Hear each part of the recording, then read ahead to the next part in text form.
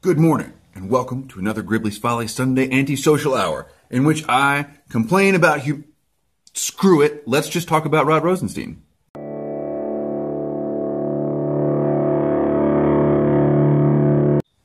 I am smoking Solani's Virginia Flake with Perique, and I must say, it's pretty spicy. I'm not normally a Perique fan.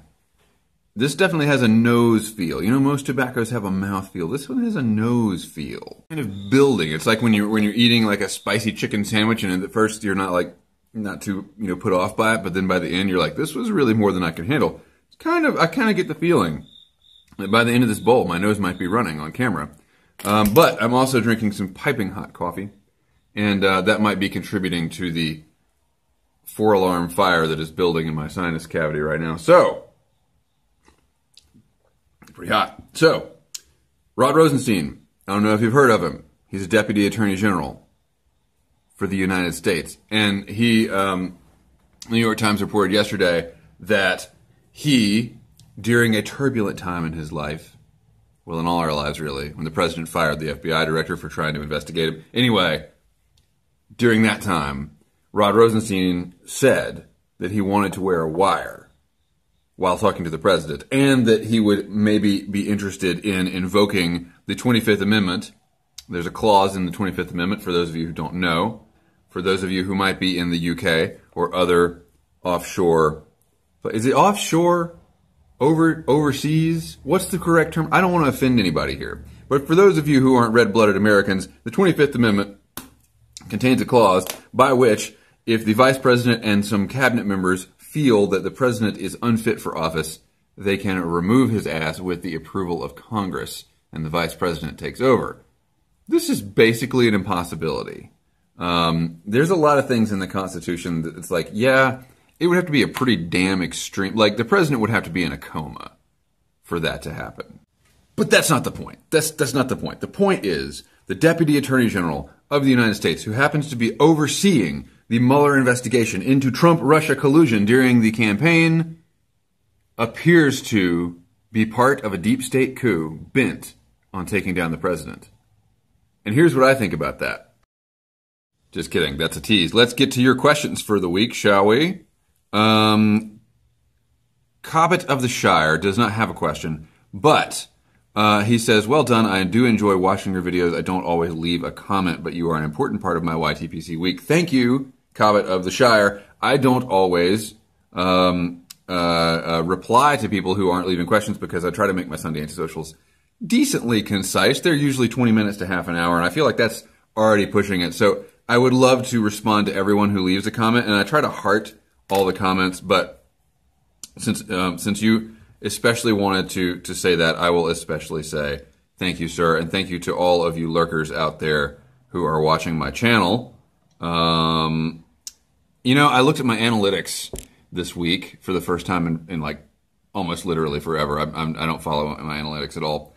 The one, most people they look at their analytics and they get really disappointed. The only thing that really disappoints me is that pretty much 100% of my viewers are male. Like literally 0.8% of my viewers are female, according to the YouTube analytics. This tobacco is actually pretty good. This is Solani Virginia Flake with Perique. It's now that I'm over the initial eye-watering shock of the Perique, I'm noticing a lot of good flavors here. All right, so yeah, I'm a little, I would like to have maybe like 95.5 male. I'm a pipe channel, so it's going to be mostly men because that's mostly who smokes a pipe. Mostly, don't want to offend any of our pipe sistren out there, but that's mostly who smokes a pipe. So I understand, but like literally 99.2% men, I don't know, whatever.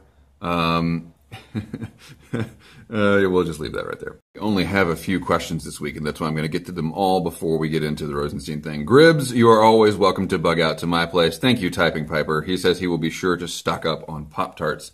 I appreciate that. I think he's in Michigan, which is like, wait, are you in Michigan? Michigan? Last place I would want to be, because it's got that lake. What if the lake floods? You know what I mean? So anyway, my video about preparedness I said I wasn't bugging out. I got some interesting comments on that. But one of them, and I haven't gotten a reply back from Johan. Johan at Mindful Pipe said that in his locale they are not allowed to carry knives at all. And so Johan, I wanted to know, and I left a reply, but maybe you haven't seen it or haven't had time. Can you carry a tiny multi-tool on your keychain? That's my question. Like, yeah, there is technically a knife on this thing, but it's like, it's like my thumb is bigger than the knife from the first knuckle. You know what I mean? So are these things like not available for sale in your country? Like, how does that even work?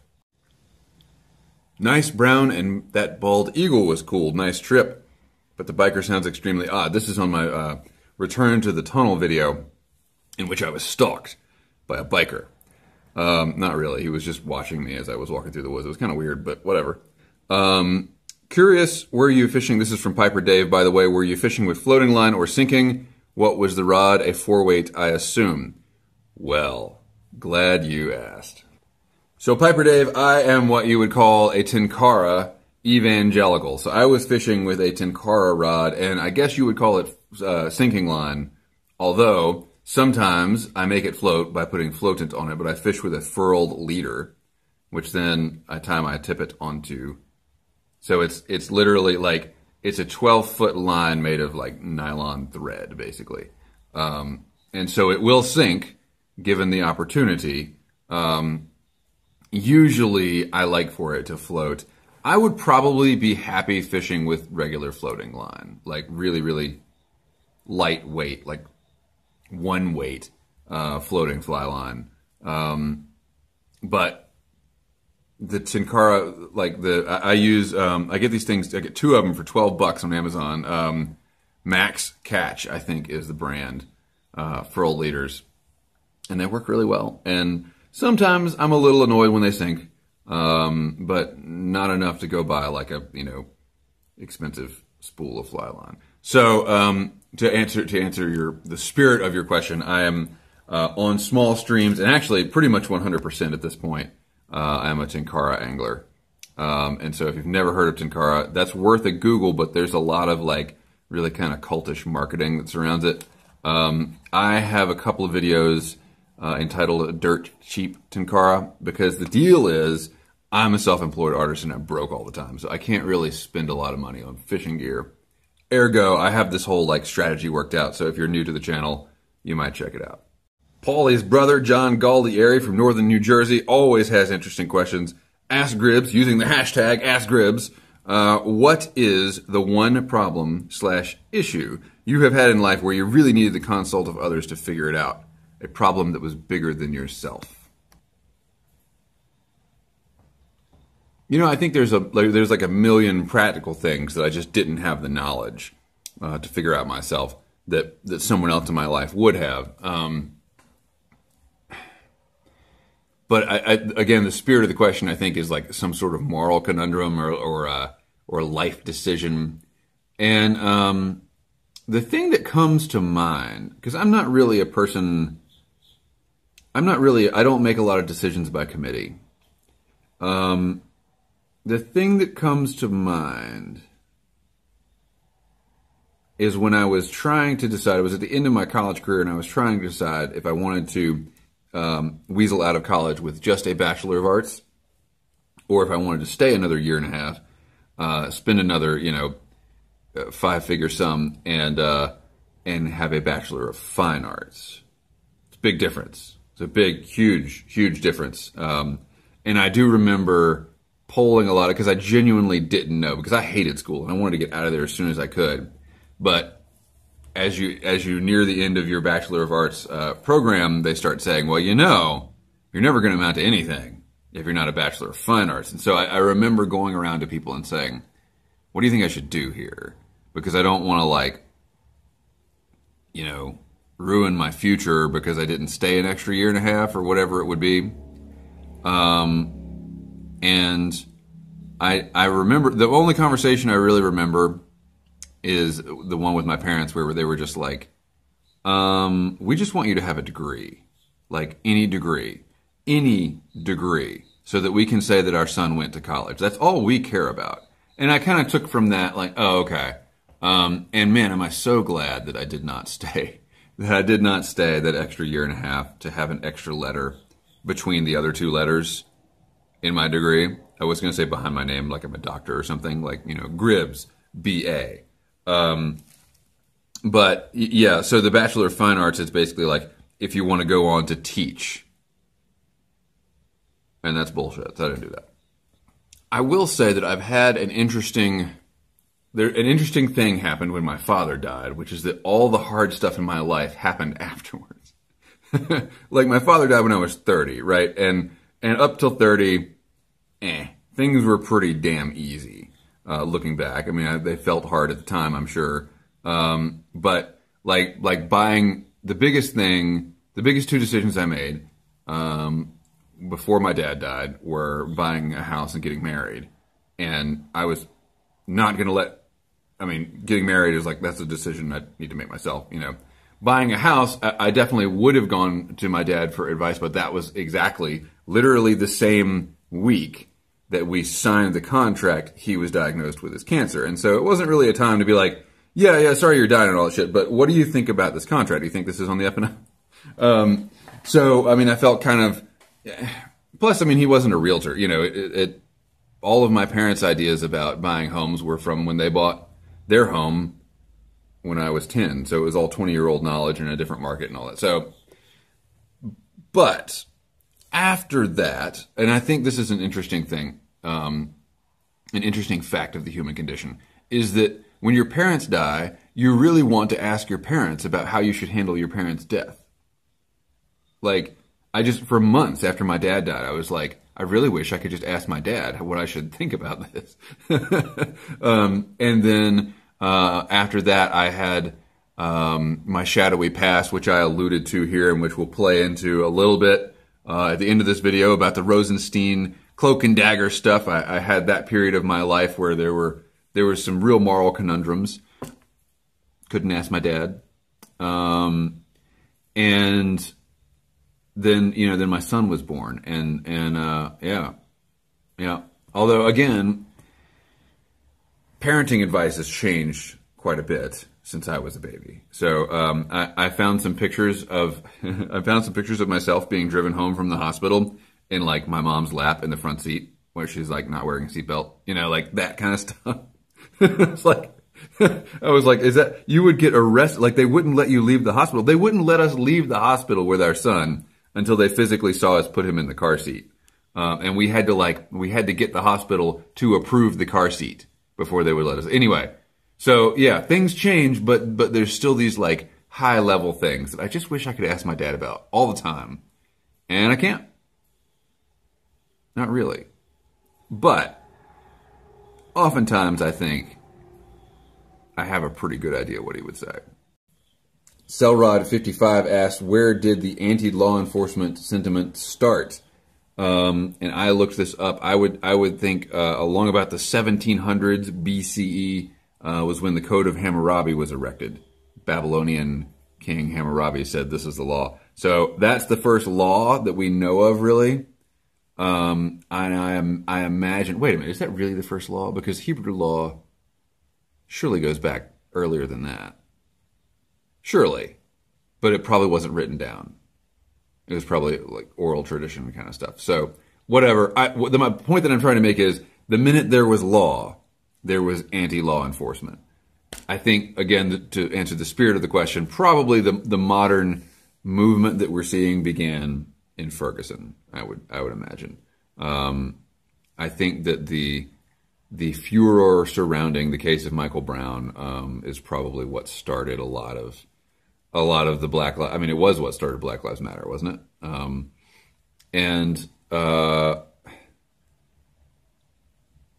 I think that you would find a whole spectrum of beliefs about whether Black Lives Matter is anti-law enforcement.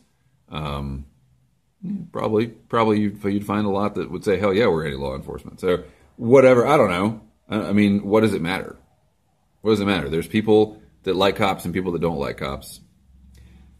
And you know, while we're talking about cops, You know who the #2 cop in the entire country is? Rod Rosenstein.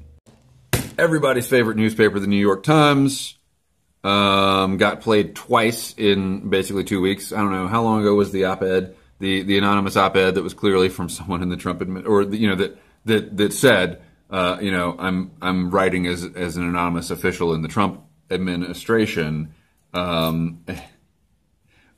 As I said on my channel, I think that was planted by the Trump team to sow discord within his own administration, to increase paranoia, to increase his ability to capitalize on loyalists within the administration, and also advance the narrative of a deep state bent on taking him down. This piece in the New York Times yesterday about Rod Rosenstein's indiscreet remarks about wiretapping the President of the United States.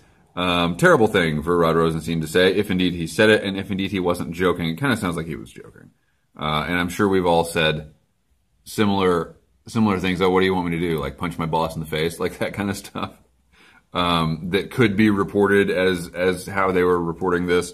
The question that should be raised, but isn't, is Rod Rosenstein is a lifetime Republican. Worked in Republican administrations, big team player Republican. Why would someone like that want to wear a wire and record a Republican president? So we find ourselves in a Saturday Night Massacre sort of situation. I don't think it'll all happen on a Saturday night like Nixon's did, but I think that we're about to watch the situation go hot, and we'll see where it all ends up. Where I think it will differ from Watergate is the real meat of the issue, and it's also the scary part. We didn't pause it, did we? We're still recording. Yeah. What drives me crazy about this? I mean, it's no secret I don't like Donald Trump, right? But what drives me crazy about this is the glee that the liberals seem to have every time something happens where they think, oh, we've got Trump now. Like, we've got him. He's going to fire Rosenstein. I mean, Sean Hannity, interestingly enough, let me back up just a touch. Yesterday, I was listening to Sean Hannity, which is not something I make a practice of doing, but he was talking to James O'Keefe. James O'Keefe is the guy who, Project Veritas, he does like undercover sting journalism. I mean, dude's a good investigator. He's a good investigator, not a journalist, investigator. Whatever. He was talking to Hannity about his latest like reveal of some deep state operative working actually for the communists. Blah, blah, blah. Hannity says, do you have more information? This was Thursday, right? Do you have more information? Yes. Are you going to release it tomorrow, Friday? And he hesitated. O'Keefe hesitated. And he said, I don't know. I might hold it. And I thought at the time, I was driving home from fishing, Sean Hannity was the only thing I could hear. By the way, Sean Hannity is on a 3-hour delay here at our local right-wing nut job station. And so I was listening to that and I thought, interesting. Like, why wouldn't you release it on a Friday? That's the best time to release news that you want people to talk about all weekend like we're doing right now, right? I think I think he knew something was coming. Now, whether or not Donald Trump called up James O'Keefe and said, hey, I'm going to do this thing on Friday, or over the weekend, who knows? I don't think so. But I think that that anybody who's been in Washington a while could see that this was coming. So now Hannity is saying, Mr. President, please don't fire Rod Rosenstein. It's a trap, Mr. President. Which is funny because 2 weeks ago, Hannity was saying, Mr. President, please fire Rod Rosenstein and Mueller after Hurricane Florence. Like, after we get through Hurricane Florence, that's when you need to fire these people. So here I am, sitting in my garage, believing that the NYT is completely co-opted, well, not co-opted, but being fed a bunch of stories by the Trump administration and just printing them because they can't do otherwise. And here Sean Hannity is on the radio saying, these are liberals feeding this to the NYT to goad Trump into firing Rosenstein. And all that tells me is Donald Trump is still winning. the end game of this situation is not Trump resigns in disgrace. That's not going to happen. Donald Trump is never going to resign the presidency. Nor will he be removed from office by impeachment. I don't think. I think that's really, really highly unlikely. I think he will be impeached, for sure. But I don't see... I don't know. I would have to research what it exactly, what the options the Senate has to remove from office the president. The point being, he's going to go down swinging if he goes down at all. And even if he were to go down cleanly, well, no, he's not. That's not going to happen, because even if he were to be removed from office, he's going to tell his base, the deep state did this to me. And then we've got a whole bunch of hardcore Trumpers frothing at the mouth. So liberals, exactly what do you think you're accomplishing here? Like, I don't understand people who think that the situation isn't over. The situation was over on Election Day. And that's why we talk about prepping on this channel. I'm kidding, but it's so important. It's so important when someone says things like, when did the anti-law enforcement sentiment start? So important to realize, well, that's not just an American thing. That's not just a modern thing. That's something that has happened since the dawn of time. This is the human condition. And in this question, when will the good guys in Congress, the good guys in the government, when will they get rid of the bad guys in the government? Never. There are no good guys in government. Sorry. That's the human condition. And it has been so since Hammurabi was writing laws. The Babylonian kings were brutal. It got a little bit better after the Age of Enlightenment. And now, well, it got a little bit better for half the world, but the other half of the world was under Stalin and Hitler. And so the point that I'm trying to make is the same point that I always try to make, which is no matter what side of this situation you're on, love your neighbor and look elsewhere for your solutions. So until next time, thank you for watching. I've got a video coming up this week of some outdoor adventure, and then, of course, I will see you again next Sunday for the Antisocials, if not before. Maybe we'll do a breakdown of the things that happened this week. I don't know. But David 35445, we're watching you. And the rest of you, keep the ends out for the ties that bind.